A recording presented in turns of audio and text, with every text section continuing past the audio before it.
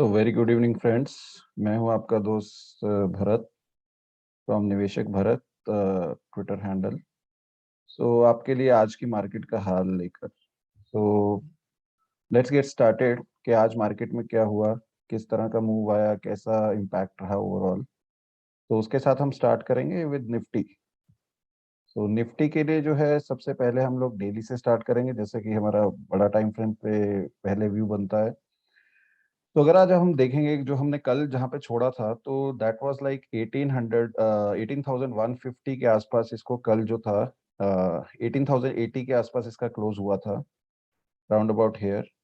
And उसके बाद आज फिर से गैप अप हुआ, और गैप अप होने के बाद सस्टेन हुआ, बट जो क्लोजिंग है वो 212 18,212 के पास दिया है, जो कि 18,200 हमारा लिए कल रेजिस्टेंस था, जो हम लोगों ने डिस्कस किया था, right. So the thing is कि आज जो पूरे दिन में हुआ है वो हम छोटे टाइम फ्रेम पे देखते हैं जाकर, which will be helping us to understand कि व्हाट इज हैपन। सो आज जो है अगर आप देखेंगे तो पीछे गैप अप हुआ है आज के दिन। तो जो कल का हाई था और जो आज का लो था, फर्स्ट कैंडल अगर आप 15 मिनट्स की देखेंगे तो it has you know near about the next candle, वहां पे हमारा जो है एक बॉटम बना है 18,132 के आसपास, राइट। तो जो आज है, जो डायनेमिकली दिन में डेटा चेंज हुआ है, तो ऑप्शन डेटा को देखकर, अगर ऑप्शन चेन को देखकर हम कंक्लूजन निकालने की कोशिश करें कि आज क्या हुआ, कौन डोमिनेट कर रहा था। So put writers seen a lot of dominance around 18,000 to 18,150। तो अगर 18,150 स्ट्राइक पे अगर हम देखेंगे तो there is a PCR of 2, which means कि put writers are twice dominating the call writers at 18,150 strike price. So it means कि कल के लिए अगर हम देखें इमीडिएट शॉर्ट टर्म के लिए, तो 18,100 18,000 to 18,150 should act as a strong support. At the same time जो कॉल अनवाइंडिंग ज्यादा है, वो यहाँ पर देखा गया है 18,200 के आसपास। That's why we have close above 18,200। So 18,200 के आसपास जो है right now still there is a fight between put writers and call writers, 18,300 and 18,500। These are the two strike prices where a lot of call writers are still active. So जो immediate short term के लिए हम move देख सकते हैं वो ये है कि 18,100 वाला जो पुट राइटर है और 18,000 वाला, they will not let it go beyond 18,000. So it means कि 18,000 to 18,150 should act as a immediate short term support, strong support in short term। और जो 18,300 से लेकर 18,500 तक जो कॉल राइटर है, अनटिल एंड अनलेस कल वो कुछ डायनामिकली डेटा जब चेंज होगा मार्केट आवर्स में, ये तो हम वो बात कर रहे हैं कंक्लूजन के लिए जो आज की क्लोज के बाद हमारे पास जो डेटा अवेलेबल है। तो अगर कल जो है based on IT results, because IT index and IT companies have got nearly 18 to 20% weightage in the index. सो आज अगर हम ये भी देखेंगे तो हैवी वेट से भी अच्छा आज डिसेंट मूव दिखाया है, जैसे रिलायंस है इंडेक्स के लिए, and Airtel has also moved a decent 2.5%। So basically it's nothing but more of a index management. तो कहीं ना कहीं कभी ना कभी एक लाइक जो हैवी वेटेज की है वो मूव करेगा, तो दूसरा थोड़ा कंट्रोल्ड वे में मूव करता है। तो it has Nifty has got a lot of components. So IT है, रिलायंस है, एयरटेल है, then HDFC bank, Bajaj finance, Bajaj Finserv. So this are the combo kind of stuff.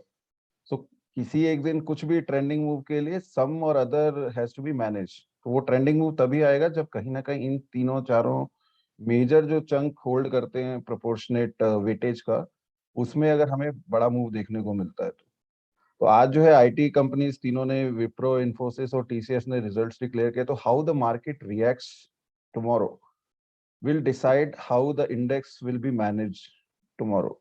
तो ऐसा हो सकता है कि अगर आईटी के रिजल्ट्स बहुत अच्छे लगते हैं और आईटी का रिजल्ट्स का अच्छा परफॉर्मेंस को देखकर अगर निफ्टी आईटी कंट्रीब्यूट करता है, तो इट माइट बी पॉसिबल कि Reliance and Airtel might not contribute to that extent what it they have done today. So maybe we will get a trending move based on the Nifty IT this thing, and Nifty can move. So the thing is कि immediate short term के लिए 18,000 to 18,150 should act as a strong support। and on a higher end 18,000 to 300 to 18,500 should act as a strong resistance based on the option chain data. उसके बाद हम move करते हैं bank Nifty के लिए। तो बैंक निफ्टी में देखते हैं कि क्या हुआ है आज सारे दिन में। तो starting with the daily time frame, यहाँ पे भी गैप अप हुआ। अगर हम जूम करके, I will try to show it out. यहाँ देखेंगे कल हैमर बना, हैमर के बाद जो कल का जो क्लोज था उसके ऊपर हम लोगों ने आज गैप अप के साथ ओपन किया।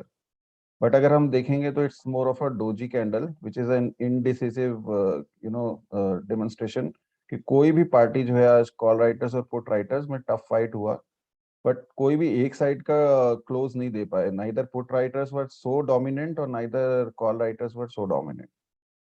तो हुआ क्या है वो हम देखते हैं छोटे टाइम फ्रेम पर चल करके आज क्या हुआ है। तो द थिंग इज कि जैसे हम देख रहे हैं पिछले 3 से 4 ट्रेडिंग सेशंस में, तो काफी ट्रेंडिंग मूव रह रहा है, but with in the day there is not much of the movement. तो आज भी अगर हम देखेंगे तो ये गैप अप हुआ जरूर है यहाँ पे, this is the gap up zone.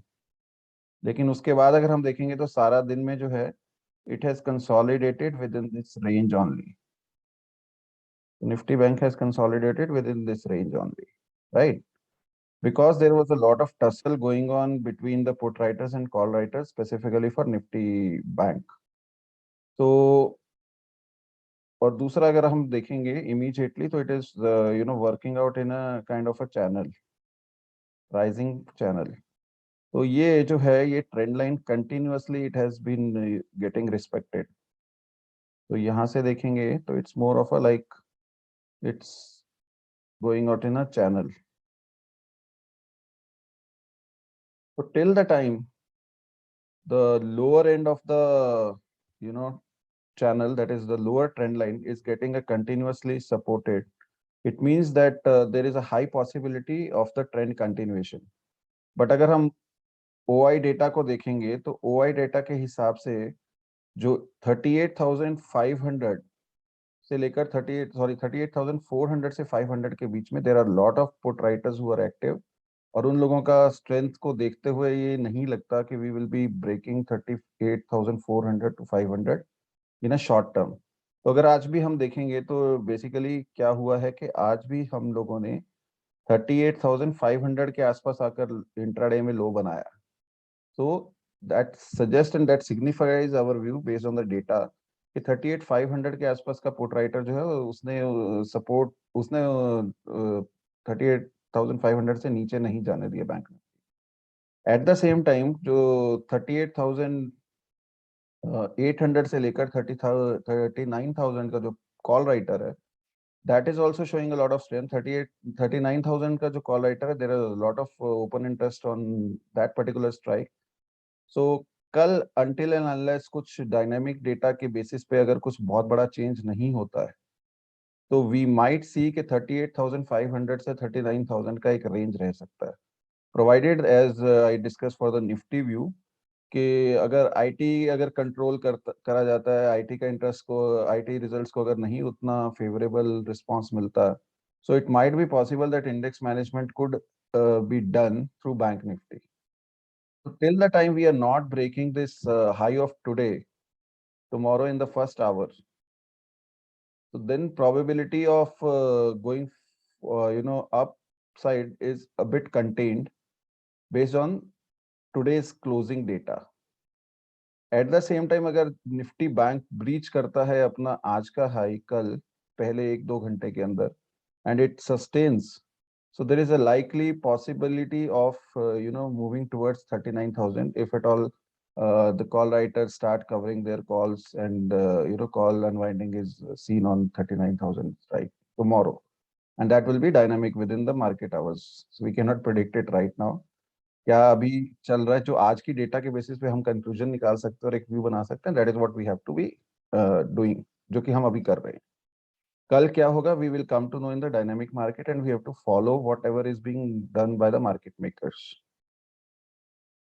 So this is about Nifty and bank Nifty view. So उसके बाद कुछ एक स्टॉक्स जिन्होंने आज अच्छा मतलब मूवमेंट दिया है या कुछ सिग्निफिकेंट चेंजेस दिखाया है in terms of price action. तो उसमें सबसे पहला जो है that has been quite a favorite of mine for a decent time now.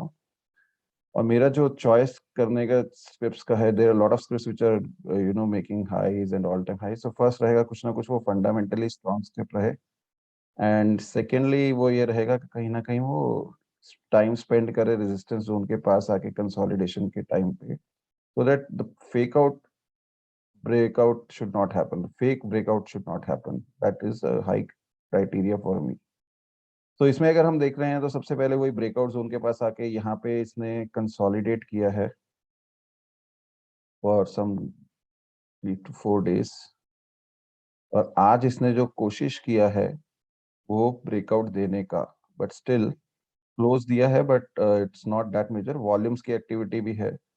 So I feel like if it is poised for a decent move, provided it gives a daily close reasonably above the resistance or supply zone with decent volumes, which is a high probability setup right now, as of now.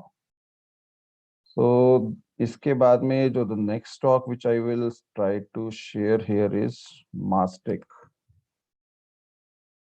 तो Mastek में आज काफी time के बाद में जो है एक मूव देखने को मिला है with volumes. And it has nearly, मतलब जो प्रीवियस एक काइंड ऑफ रेजिस्टेंस था जहाँ पे कंसोलिडेशन हुआ है काफी, उस जोन को आज इसने क्लियर किया है. So if you see, this is the zone which has breached on the higher side. So एक छोटा सा इमीडिएट शॉर्ट टर्म रेजिस्टेंस दिख रहा है यहाँ पे. तो अगर कल ये क्लोज इसके ऊपर निकल जाता है, कल अगर इंट्राडे में और एक 1 आवर सस्टेन करता है 3300 के ऊपर, so it is likely to see its previous all-time high of around 3670, 3680. उसके बाद जो है नेक्स्ट आज अच्छा मूव या जो एक अच्छा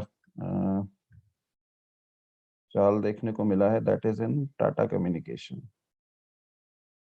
सो टाटा कम्युनिकेशन में भी वही देख रहे हैं कि वॉल्यूम कंप्रेशन काइंड ऑफ चीज दिख रहा है near the supply zone, which is a very nice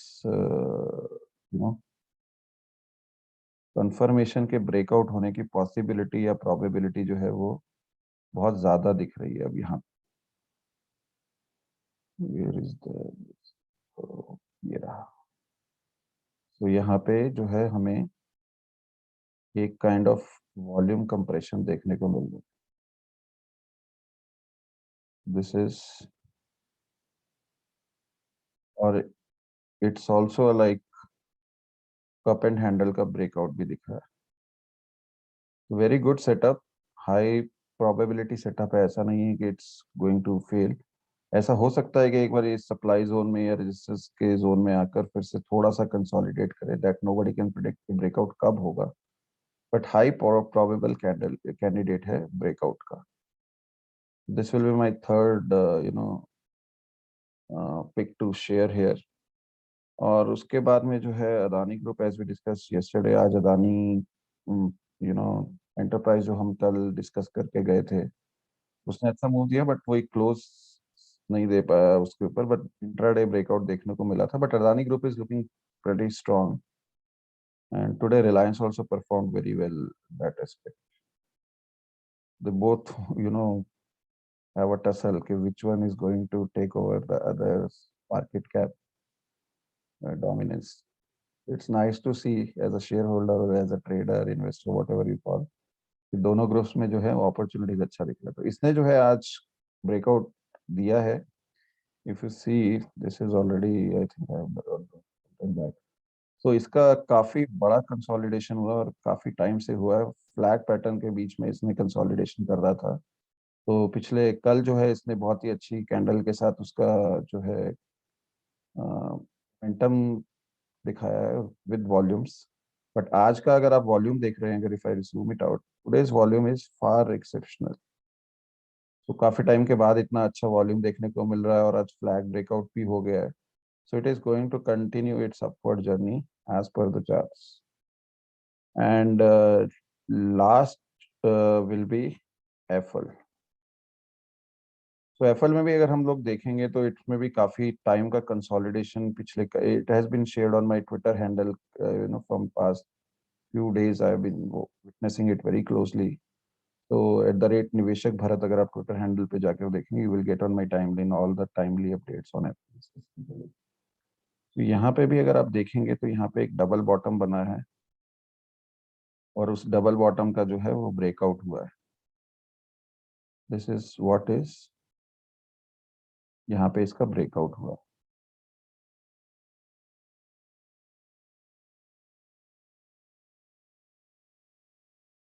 ये एक डबल बॉटम बना है यहाँ पे,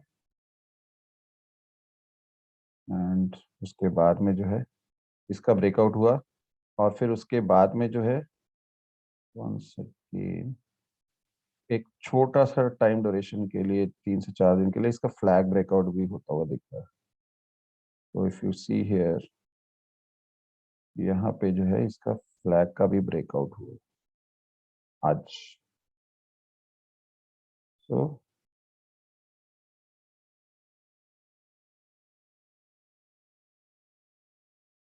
there is a high possibility of the trend continuation. Today it gave a close around 1430 and made an intraday high of 1460.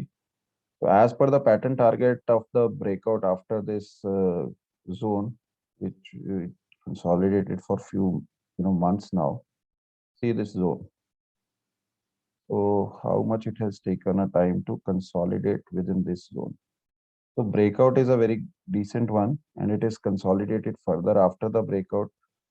Today it gave a breakout of the flag pattern. So it is looking poised to reach 1600 to 17, 1500 immediately, 1500 to 1700 zone in a very short term.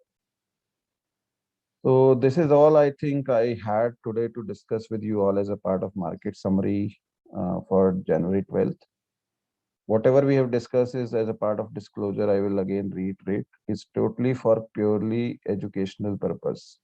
कोई buying और selling नहीं है, ये हम लोग ये discuss कर रहे हैं कि अगर इस पैटर्न का बनने के बाद में क्या इम्प्लीकेशंस होगी, कैसे इसके बारे में we can at least try to figure out कि वो ट्रेंड कैसा रहने वाला है, मोमेंटम कहाँ है। This is all what is the purpose of these entire on a daily basis.